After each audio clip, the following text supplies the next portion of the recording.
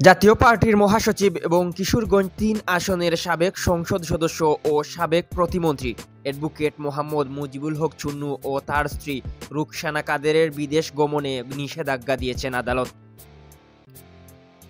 বুধবার ১২ ফেব্রুয়ারি ঢাকার metropolitan senior special জজ জাকির হোসেন গালিব এ আদেশ দেন।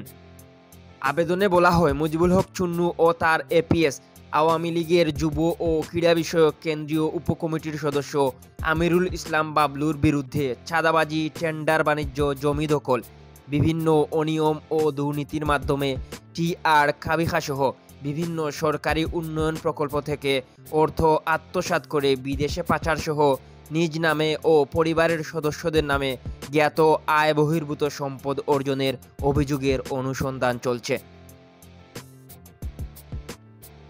অনুসন্ধানের বিষয়টি রাষ্ট্রের স্বার্থে মানি লন্ডারিং প্রতিরোধে অতীব গুরুত্বপূর্ণ। গোপন সূত্রে জানা গেছে, মুজিবুল হক চুন্নু ও তার স্ত্রী রুকসানা কাদের বিদেশে পালিয়ে যাওয়ার চেষ্টা করছেন। তারা বিদেশে গেলে অনুসন্ধান কার্যক্রম দীর্ঘায়িত বা ব্যাহত হওয়ার সম্ভাবনা রয়েছে। এ অবস্থায় তাদের দেশ থেকে নিষেধাজ্ঞা প্রয়োজন। এম কে তুহিন, আধুনিক ডেস্ক।